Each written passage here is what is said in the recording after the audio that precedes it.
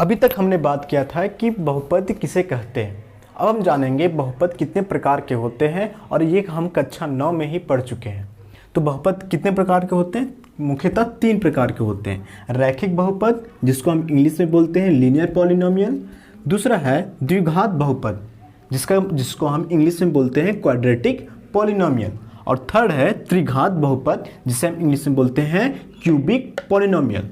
तो आखिर बात होता है किसे हम कहेंगे रैखिक बहुपद? तो वैसा बहुपद जिसमें घातों की संख्या कितनी हो? एक हो। घातों की संख्या अगर एक हो तो उसे हम बोलेंगे रैखिक बहुपद। दूसरा है द्विघात बहुपद, तो वैसा बहुपद जिसमें घातों की संख्या 2 हो, जिसकी घात 2 हो, उस बहुपद को हम बोलेंगे द्विघात बहुपद। और तीसरा है त्रिघात बहुपद, क्यूबिक पॉलिनोमियल। तो क्यूबिक पॉलिनोमियल किसे कहेंगे? वैसा बहुपद जिसकी घात 3 हो, उसे हम बोलेंगे त्रिघात बहुपद या फिर क्यूबिक पॉलिनोमियल। तो अगर बात फर्स्ट आता है कि सबको हम एग्जाम्पल से समझते हैं तो और भी बेहतर समझ आएगी। तो रैखिक बहुपद का कोई एग्जाम्पल लेते हैं हम, जैसे कि 3x - 2। इसमें इसकी घात कितनी है? इसकी घात है 1, इसलिए ये हो जाएगा हमारा रैखिक बहुपद का एग्जाम्पल। दूसरा लेते हैं, अगर हम इसे और ले लेते हैं, जैसे कि 3z, ये हम लेते हैं 3z। इसमें इसकी घात कितनी है? 1 है। इसकी घात 1 है, इसलिए बोलेंगे इसको बोलेंगे रैखिक बहुपद। दूसरा है द्विघात बहुपद, तो द्विघात बहुपद किसे कहेंगे? वैसा बहुपद जिसकी घात 2 हो। तो हम लेते हैं 2 घात वाले बहुपद, जैसे 3z का पावर 2 - 3z। इसकी घात कितनी है? इसकी घात है 2, इसलिए ये है द्विघात बहुपद का एग्जाम्पल्स। या फिर हम लेते हैं 3x², ये भी द्विघात बहुपद का ही एग्जाम्पल है। जैसे कि हम देख सकते हैं कि इसकी घात कितनी है? 2 है, ये कहलाएगी द्विघात बहुपद। ठीक है, हम त्रिघात बहुपद के बारे में बात करते हैं। तो त्रिघात बहुपद किसे कहेंगे? वैसा बहुपद जिसकी घात कितनी हो? घात हो 3।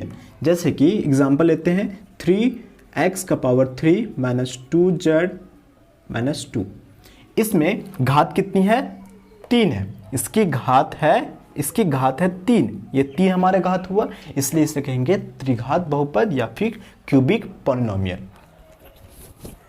अभी तक हमने सीखा कि किसी भी दिए हुए बहुपद में कितने नंबर ऑफ जीरोज होंगे। तो हम नंबर ऑफ जीरोज बहुपद में शून्यांकों की संख्या कैसे पता करेंगे? तो हम पता करेंगे बहुपद का ग्राफ एक्स अक्ष को जितनी बार स्पर्श करता है, किसको? एक्स अक्ष को जितनी बार स्पर्श करेगा वही उसका शून्यांक कहलाएगा।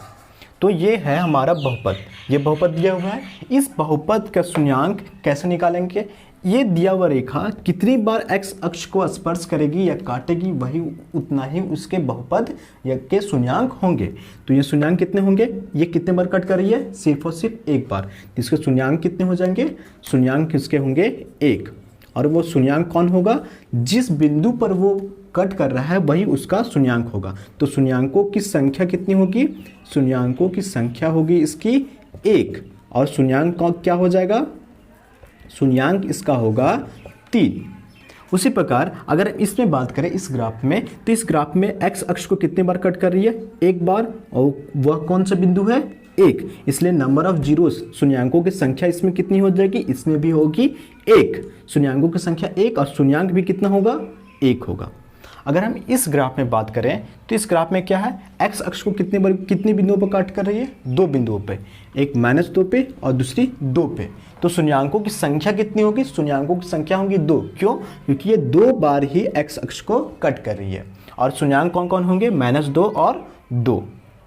अगर हम इस ग्राफ में बात करें तो इस ग्राफ में कितने बार एक्स अक्ष को कट कर रही है? 2 बार, एक ये बिंदु पे और एक ये बिंदु पे। तो नंबर ऑफ जीरो शून्यांकों की संख्या होगी 2, और वो कौन कौन से होंगे? 2 और 3। अगर हम कोई और एग्जांपल लेते हैं, सपोज कीजिए ये ग्राफ दिया हुआ है,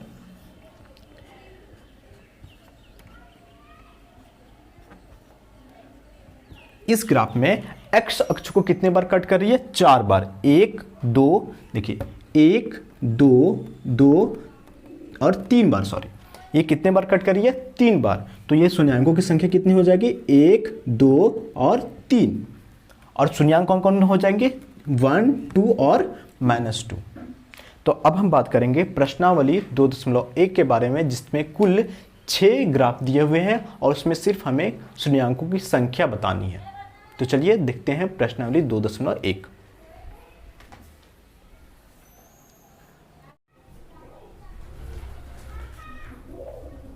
अभी हम देखेंगे कितनी दिए हुए ग्राफ से कितने नंबर ऑफ जीरोस हो सकते हैं, शून्यांकों की संख्या कितनी हो सकती है।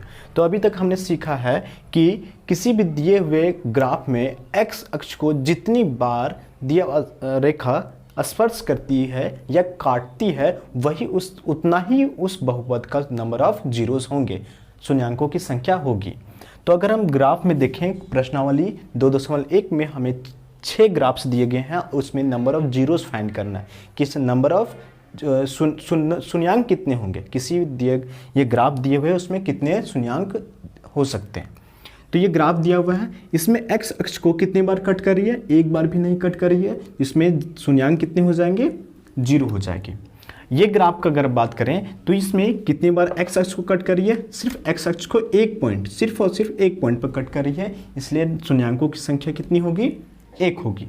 अगर हम इस ग्राफ में बात करें तो इस ग्राफ में कितने बार x अक्ष को कट कर रही है, 2 बिंदुओं पर, तो इसलिए 1, 2 और 1, 3 बिंदुओं पर x अक्ष को कट कर रही है, इसलिए नंबर ऑफ शून्यांकों की संख्या कितनी हो जाएगी, 3।